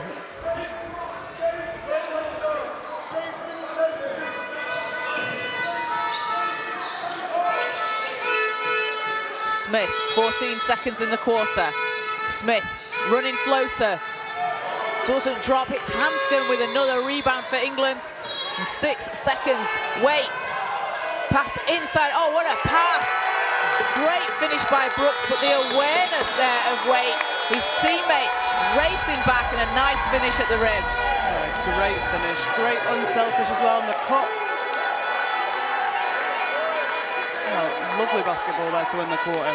And Brooks still racing down the court. There wasn't any, my teammates are up ahead, there's a few people up ahead, we've got numbers, I'm going to chase down and I'm going to get involved in that play. No, really, really good basketball there from England. So at the end of the third quarter, England have increased their lead 73-28, and they've been led by 3 players, all on 12 points. Owen Iguma, Kyle Brooks, and Max Hanscom, all on 12. And everybody on the England team that's seen court time, they've scored. Yeah. No, they've been sharing the ball. They've been doing a great job getting each other open and just playing some nice and selfish basketball. And for Wales, Dylan Pern leading away with 10 points. Matthew Hughes on 6. And we said Pern was going to be a problem for England, and he has been, but they've done a good job of being able to kind of make him a little bit quieter in the second half and force the ball around. Yeah, I think he had the first 5 or 7 points for Wales for the game, and now at the end of the third he's got 10, so England have managed to stop him, to slow him down. Just a little bit of adjustment. I don't think maybe they understood how dominant he was going to be in the paint at the start of the game, but now they've adjusted and they have stopped him. And for him, that's another good learning curve, isn't it, to come up against players that have made him, maybe have to try and change a little bit.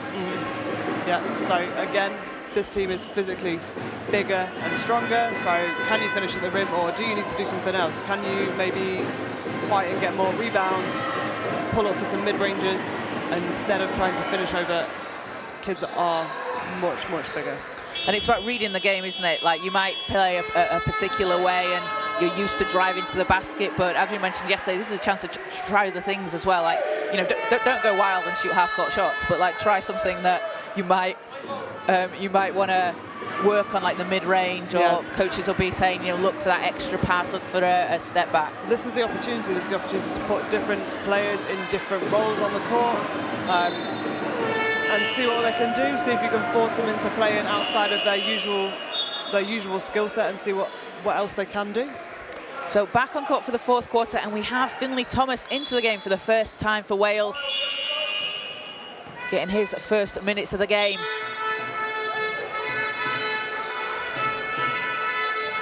Buleni has to pass it out. That's some great defense there from Hare. There was some good defense, and then he was really patient as well, looking. He didn't try and rush that pass, he waited, still kept a hold of it. He couldn't get to the basket, but there was a wide open player at the top.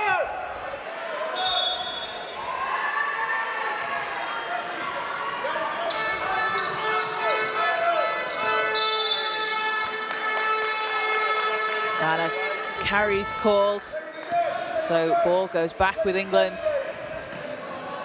It's the first carry of the day. Hopefully the last. We haven't had our first wedgie yet. No. We got 2 yesterday. Bashu, the shot doesn't go. Buleni's there for the rebound. Oh, a tough finish as he's doubled by 2 Wales players. Oh, he was lucky to not get that snatched away. He grabbed it, he pulled it down below his waist, and then right above his head to finish. Just gets a hand on it at the other end, knocks it out of bounds. Will stay with Wales, but we've seen it again over the course of the weekend. When you've got a player that knocks the ball out of bounds, it doesn't necessarily result in a steal. It's still really valuable, isn't it? Because it's disruptive. Disruptive, that's the word. And then you get to set up your defense. It gives you the time, and that's really important. Oh, Pern blocked by Beleni. Beleni saves it in. It's over to Wales, though. But great hustle from Beleni. And a shot clock violation as time runs down.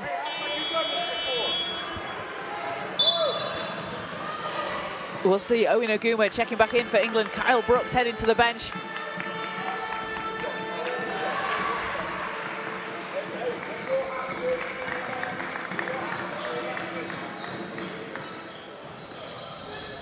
Hanscom working against Thomas. Passing into the big man inside. Doesn't get that one to drop, but an offensive board for England. Hanscom, Beleni against Pern. And a whistle on the floor. That's going to be on Pern. Oh, apologies, that's on Hare. So Beleni at the line. Second foul on Hare. I didn't catch that. It looked like was Hare right on the side. Quite sure either. I wouldn't have given him that foul. And first foul shot doesn't drop for Beleni. He's got 13 in the game.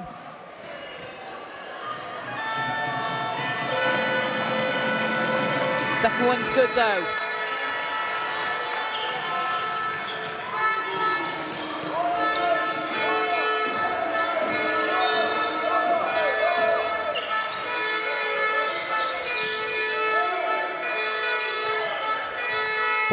Ball's out. I think that was someone's face that knocked it out of bounds. I think it went off one face onto another face and then out of bounds.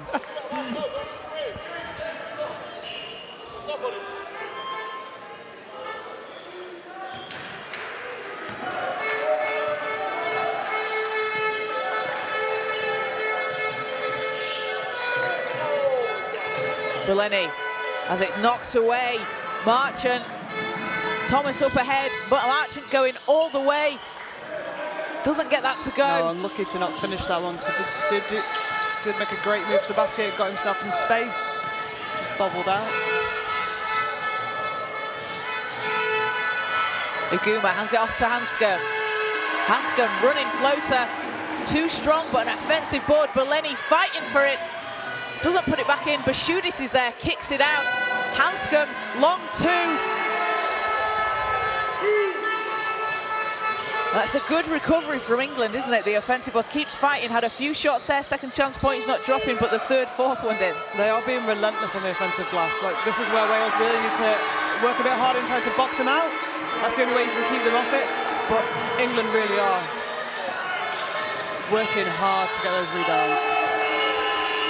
Beleni in the open court, got space, and oh, can't finish at the rim.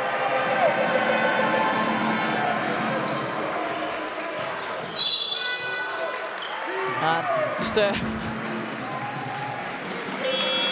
probably a little bit of a frustration foul there, because you blew the wide open layup and then come back and a little bit annoyed with yourself maybe. But you like to see that from Nicky Bashudis as well, just saying to him, it's all right, you know, yeah. it's fine, we'll carry on. So third foul there on Beleni.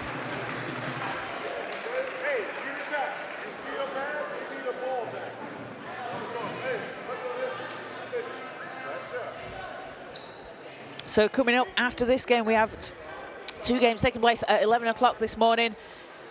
Hannah and I will be bringing you the England 2 girls game against Wales girls, and over on the other court you can catch England 2 boys. So this team playing right now will be playing against the Scotland boys team. So it's relentless, isn't it? Back to back, finish this game, get over on the other court and run around again. It is a tough weekend. Those back-to-back games, they're as much mental as they are physical, and especially on the second day, early in the morning. you have not had loads of rest, you've not had loads of time to recover. So that really is anyone's game. So back out on court, Turner for Wales. Bartlett, 3 is too strong.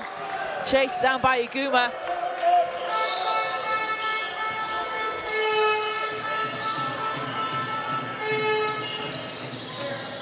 Bashudis, nice move inside, didn't finish at the basket. Oh.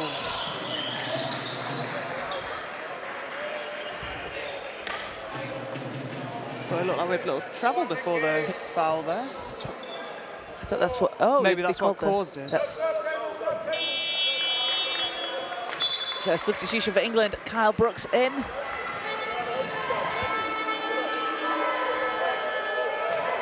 And it'll be Anderson Hare on the inbound for Wales.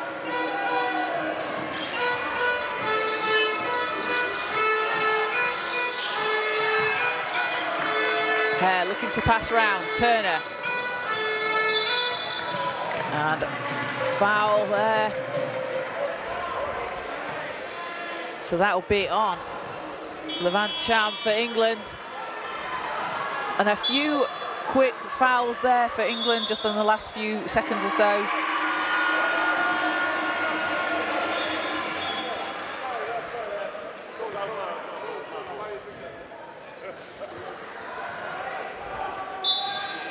Just had a sub at the bench, then it got cancelled. Asa White just going for a little walk before he sits it down. Oh, what a shot from Max Marchant. A nice little bit of trash talk from under-14s there. Marchant gets his first points of the game with that 3. As Iguma works his way to the basket. And Cham's there. Oh, what a rebound. And Brooks, fantastic footwork to the basket. We've got the two small trash talk going on. I don't think I've ever seen anybody under 6 foot with the too small thing.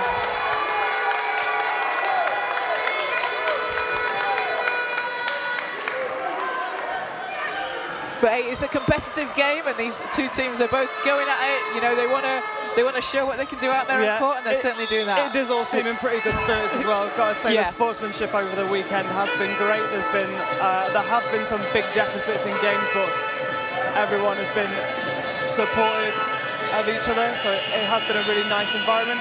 Competitive without being too competitive. Yeah, and also there's a case in there, Hannah. So England playing Wales, you could end up in 3 or 4 years' time with your opponents here today on your team for GB. Exactly. You could be opponents. You could be teammates at university. You could be teammates on any of the regional squads as well. So this might not be the last time you come across these players.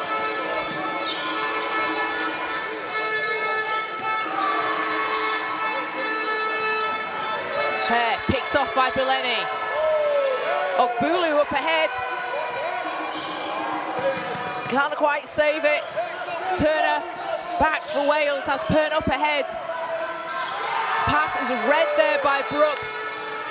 Over to Iguma, and that's going to be out of bounds, and it's that, again, that fast-paced transition that England play, and sometimes the ball just gets a bit ahead of you. Yeah, just rushing Wales again there to try and make loopy cross-court passes, which is so easy for England to steal.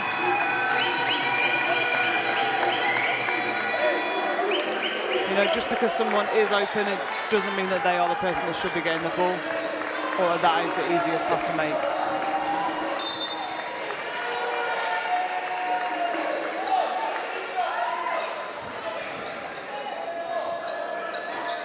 So 4:53 to play here in the 4th quarter.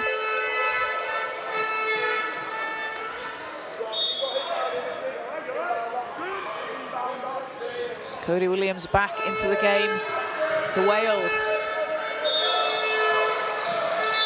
Hughes and runs into an England player. There's a foul called there.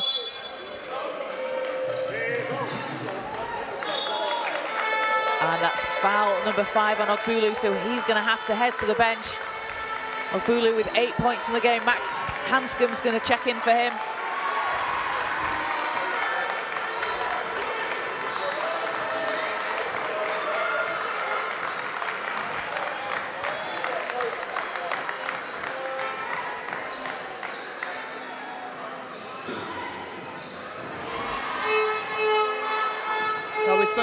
opportunity earlier for everyone here, and so Coach Bonga sat down and let Jake Shuttleworth take the reins for the last quarter.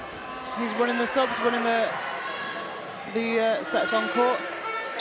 So it's just a great development opportunity, not just for brand new head coaches, but for assistant coaches who might be looking to take that next step to a head coach role. Definitely, because it's a very different role, isn't it? You know, it's not coaching. There's so many branches to it. Assistant coach very different to a head coach, and as you mentioned yesterday, there might be times when an assistant coach has to step into a head coach role if they're thrown out of the game or they're ill. Yeah. For a nicer option. There's always that opportunity. And you know, assistant coaches do have very different roles. They tend to take a bit more of a in my experience, have taken more of a pastoral role. And they really know you tend to have an offensive one and a defensive one. That's how I always remember it. If you're lucky enough to have 2 assistant coaches, sometimes people get 3 as well. It's a luxury. Bartlett with a short jumper. That doesn't go. Really nice passing round there from Wales.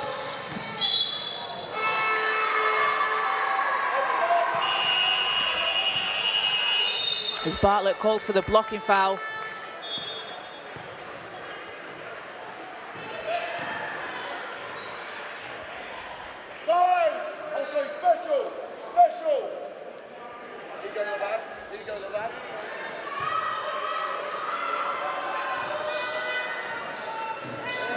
Sham into Brooks. I think they were looking for the lob there for Sham. I think that was special. Oh! Wait, banks it in. That works too, though. Ace away, that takes him up to 14 points. He's had a few threes in the game. And just we mentioned it for that nice high arcing shot Waite's got. And Aguma lays it in for England.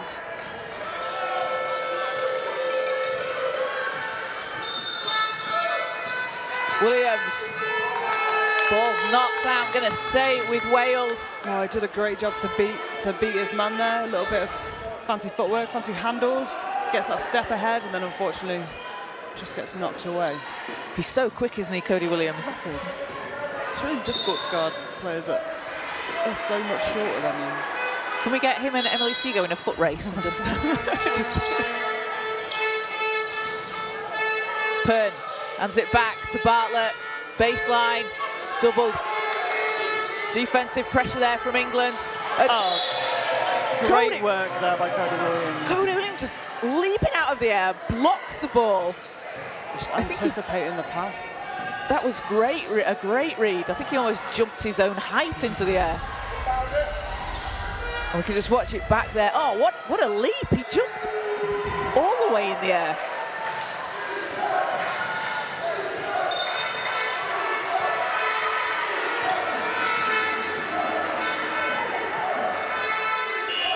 Aguma and Brooks. Oh, he waited there to try and draw the foul and then ended up missing the layup, whereas he could have just had the wide open layup and a potential foul.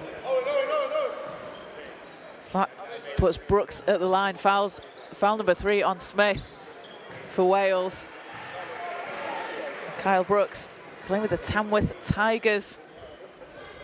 Was named to the All-Star 5 at the Aspire tournament last year, playing for Central. And there'll be some of these players that may have played together before a tournament like Aspire on their Central squads of London, through the South, all the different regions there are. So you may have had a little bit of court time with someone that you've got out here today. Yeah, I don't think anyone's come into this completely blindsided by all their new teammates.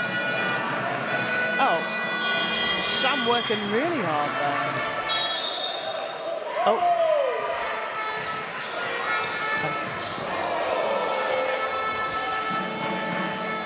Basudis spins. Nice finish. Great little lefty finish in the basket. How many left-handed layups did you see in yesterday's game? I feel like we've not seen that many today. I'm convinced that half these players are left-handed.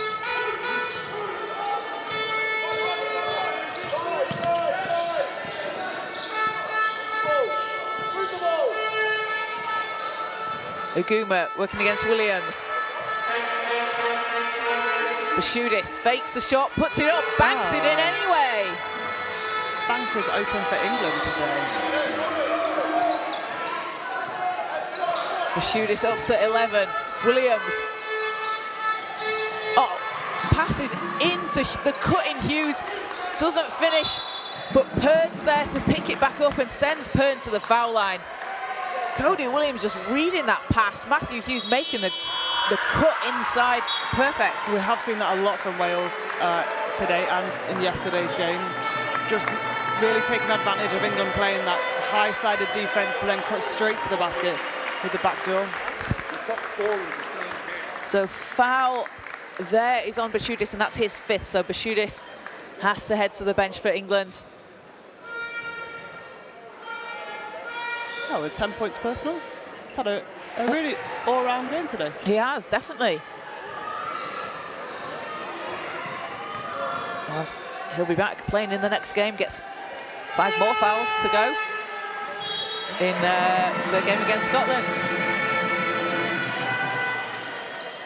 Pern hits the first free throw. He's up to 11 points, leading Wales in scoring. And second 2 of 2 from the line for Pern. Subs coming in for Wales. So Pern takes a seat, and he's worked so hard all game long for Wales. He did the same yesterday. I'm sure we'll see him doing just what he does in the 1:30 game as Wales take on England 1 later on today. It's a tough day for Wales today. It is, isn't it? They've got a lot of games today. Yeah. I'm sure they're up for the challenge. Oh, absolutely. Put up a good fight today. And they've also brought a very loud crowd with them. Lots of flags.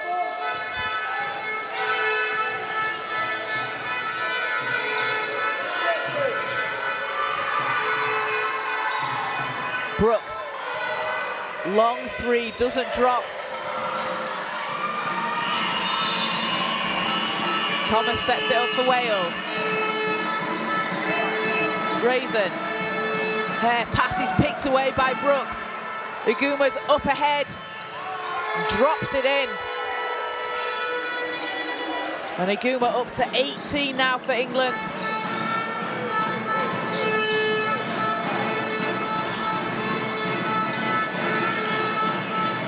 Banyam into Hare. Waite steals it. Waite all the way to the basket. It hangs on the rim and falls through.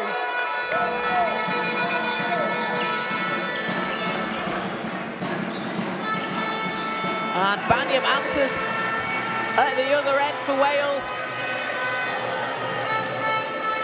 4 points for Banyam, drives to the layup, takes his time, puts the ball in the basket. Brooks out to Iguma, swinging it round.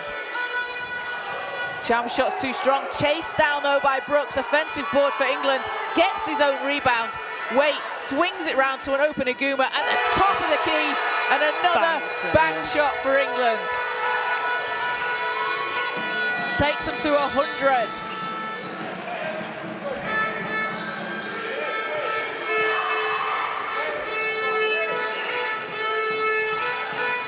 Hare stepping through inside. Gets that to go.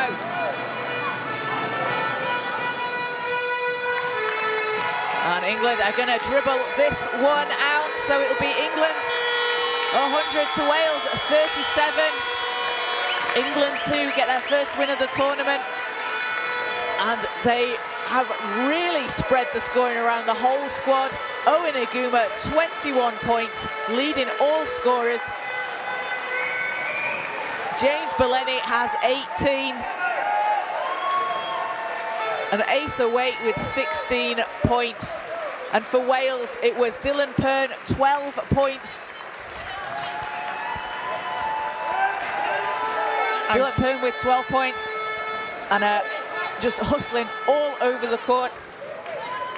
And Matthew Hughes with 6.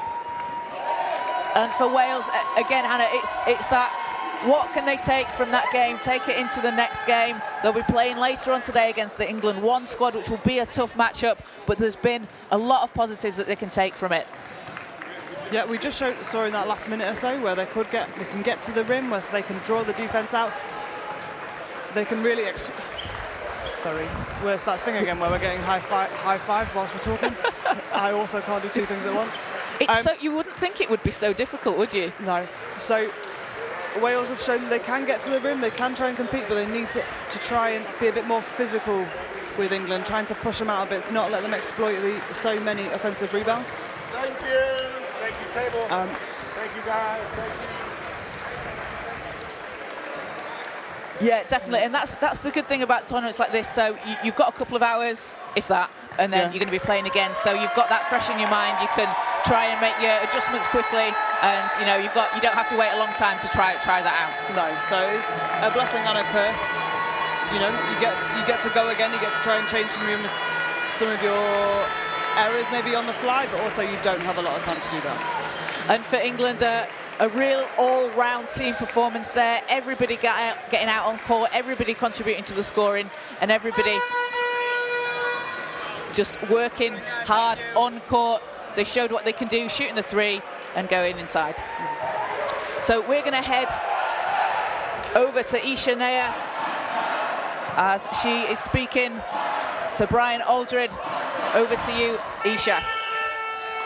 Thanks, Kaz. So I'm here with Brian Aldred. Brian, it's been a great weekend of basketball so far, but in terms of coaching development, a lot of people think of Tri-Nations, Four Nations, a lot about the players, but in terms of coaching, what sort of opportunities does it create for development? Well, this is the first stage of the pyramid for our national team coaches. So we've had them and we've identified them to come into camp this early this week. Then they have the opportunity as head coaches and assistant coaches to go through the national team program and have an understanding of what it takes to be a national team coach, to the requirements that are placed upon them in terms of building a team and selecting a team, and ultimately putting that program together. Culminates a little bit. This is only the halfway stage in terms of the under 14s and under 15s, because they will now go on to a Sunham tournament. Yeah, so quite a few of these games today, we've seen the head coach kind of take a step back. We've seen assistant coaches taking the lead on of head coach. How do you think that helps in terms of development? Well, game coaching is vital. It's basketball is unique in terms of the game coaching. It's the only sport where the coach has an active influence in terms of the game and what's going on in the game. So having opportunities where we've got an England 1 and England 2 that the assistant coach can have take on that extra responsibility and lead the coach and understand where the game flow and how they'll need to react to that and what changes and nuances they need to make within that game.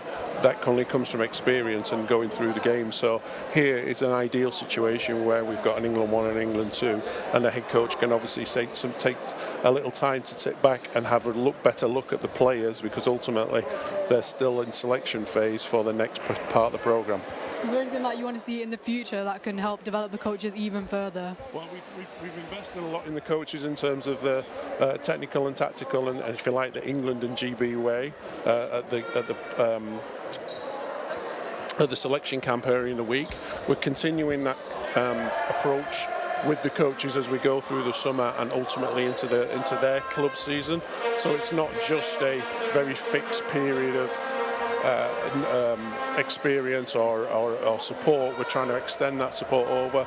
We've also have a business clinical psychologist who can help with the mental side of the program as well.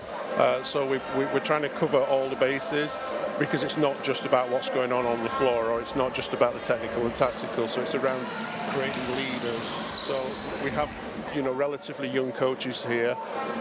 We're always looking for good up-and-coming young coaches to bring into the program, and especially promote the females within that area, because they don't necessarily get those opportunities in clubland. So we have to do a little bit special and make them more make the program more appealing for female coaches. Why do you think that that we see a lack of female coaches within the sport? I think a lot of it is, some of it is around role models and the misperception, and I say misperception, that coaching is a male-dominated area. It is in terms of the numbers, but it shouldn't be. And young females and young female players need to see more female coaches, and they have a lot to bring to the game. Thanks, Brian. I hope the rest of the weekend's good. Isha Naya with Brian Aldred there, getting his thoughts on the tournament. So that is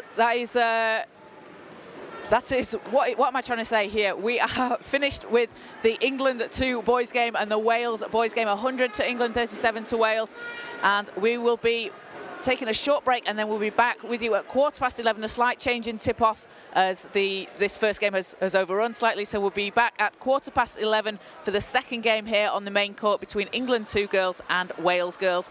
Over on the second court, you can catch Scotland boys and England 2 boys. So we'll see you very shortly.